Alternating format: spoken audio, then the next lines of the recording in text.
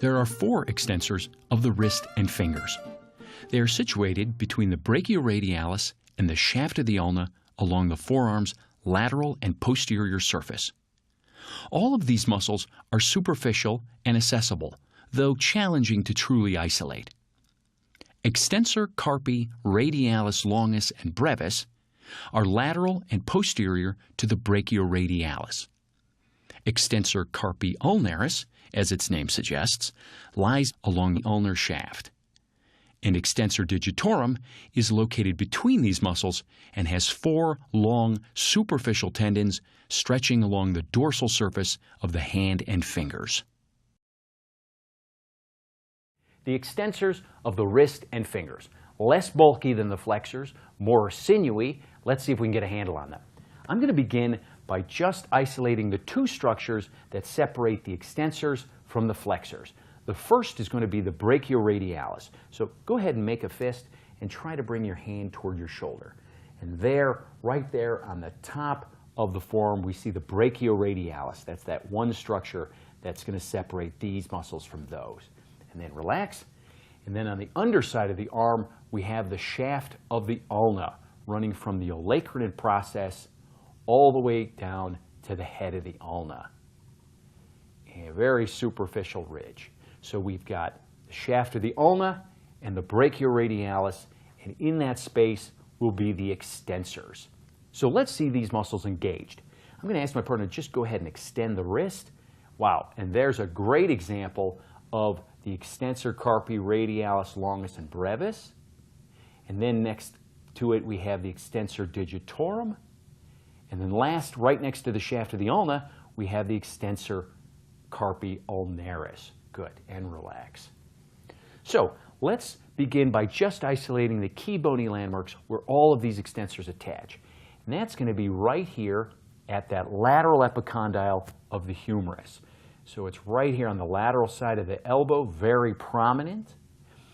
And secondly, the lateral supracondylar ridge right here, just up from that epicondyle. Good. And so those landmarks will be where all of these extensors attach before they come down and insert into the wrist and fingers. Good.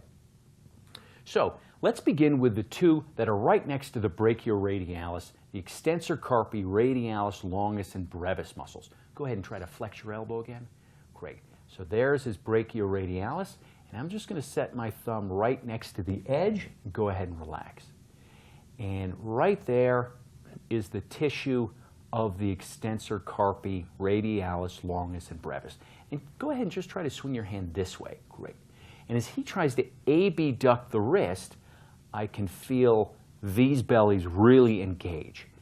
And they become somewhat tendinous about halfway down the forearm before they finally attach here at the bases of the metacarpals. Good, and relax. So we've got the brachioradialis, the extensor carpi radialis longus and brevis, and then we have the digitorum.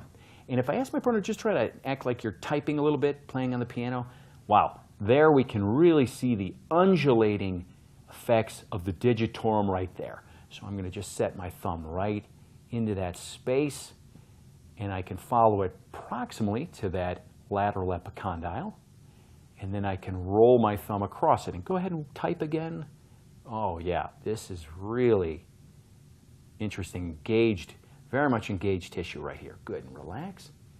And then about right here, that muscle belly gives way to tendons and passes down the back of the wrist where it finally attaches at the end of the fingers.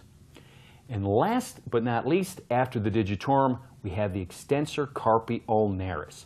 And if you're not quite sure where it is, you can always even start at the shaft of the ulna right there and work your fingers over, and that large, bulky belly is the ulnaris. And I'm going to ask my partner to just swing your hand that way. That's right. So he's adducting at the wrist, and there we can feel and even see that ulnaris engage.